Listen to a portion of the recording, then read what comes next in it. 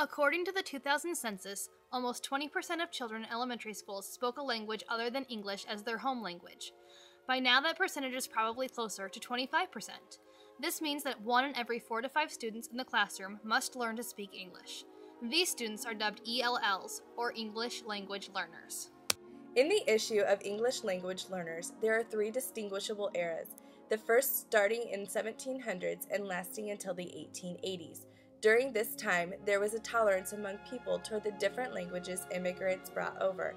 Some students were even given an education in their own language.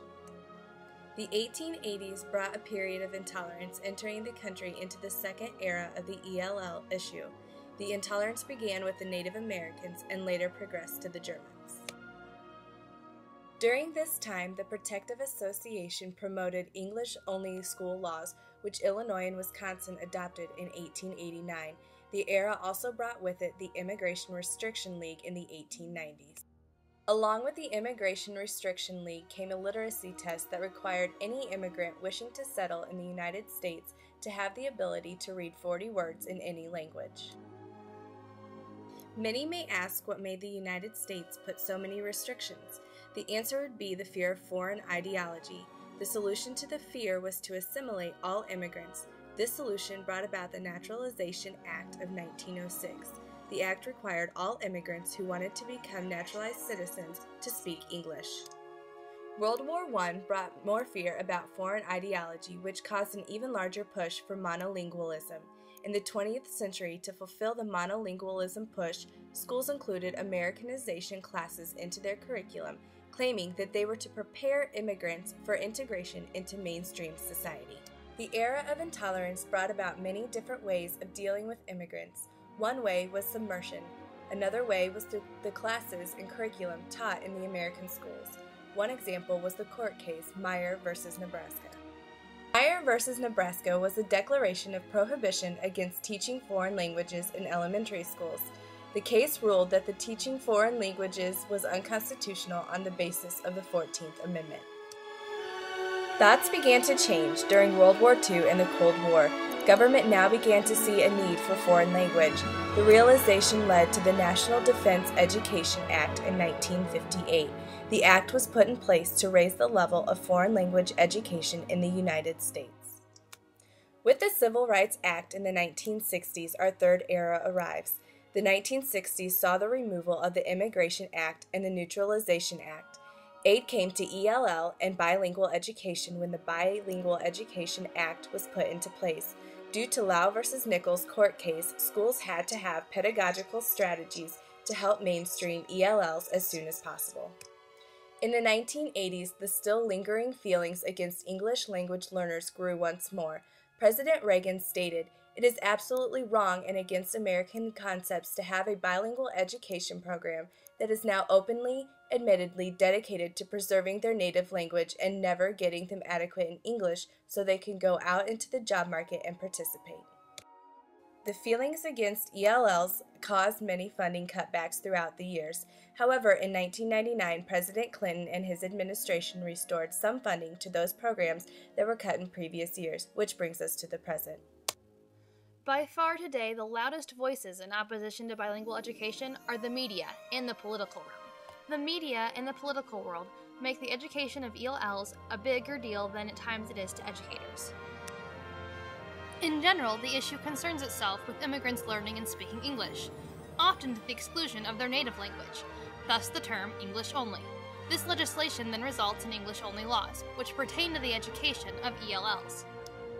In education circles, everyone agrees that there should be programs in place to help ELLs become proficient in English. Educators, however, disagree on how this should be accomplished. Bilingual advocates state that the more students excel in developing their native language, the more likely they are to succeed in their English performance, especially in the area of reading. Some studies have shown that by using this approach, students learn English faster than in other methods. Opponents of this method believe that receiving instruction in the student's native language delays the development of English language acquisition. Instead, their solution are English immersion programs. In these programs, students are immersed in English to the exclusion of their native language. These approaches are favored by those who believe that by teaching students for any amount of time in their native language hinders the development of English. One such program is entitled the Submersion Approach. In this method, students are immediately dropped into the English-only environment to the exclusion of their native language. This means that all their classes, homework, everything is in English. An interview between CNN's Lou Dobbs and State Superintendent of Arizona Tom Horn brings up key issues in this debate. Horn brought about changes to Arizona schools mandating English immersion programs to replace the current bilingual education programs. Horn's reasoning is based on the marked failings of the bilingual programs. After a year of implementation of English immersion programs, Horn states that ELLs in Arizona show marked improvement in academic success and their acquisition of the English language. Another approach is the transitional approach. This approach is somewhere in the middle between bilingual education and English immersion programs. In this approach, some subjects are taught in the student's native language, while others are taught in English. Gradually, over the course of 2 to 3 years, more subjects are taught in English, till eventually the student is ready to be incorporated in an English-only classroom. Research varies in results concerning the effects each of these methods have on students. Each side seems to come up with its own version of research and statistics. In conclusion of this, I would venture to say that it is important to look at each student as an individual. Recognize that what might work well for one student may not work well for another, so teachers need to take the steps necessary to help each student succeed. What does the future hold for ELLs? That is difficult to say, but we can say that currently in Illinois, 110,000 students are categorized as FLOAT, primary home language other than English. This number increases yearly, so we must be ready to adapt for this growing population of students. As the classroom becomes more and more multicultural, teachers can tap into this resource by having parents come in and share the class. Opportunities like this enrich all students while making ELLs feel like they have something extra special to offer to the classroom.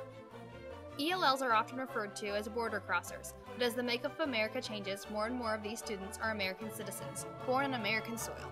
With this, we can start to see a shift in the background of families and students when they start attending school, and will accelerate in their English language acquisition.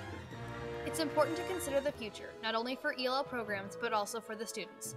Yes, ELL students need to learn English, but at what cost? Losing a huge chunk of their heritage, or maybe not even being able to communicate with family members. These are things we must consider for future ELL students.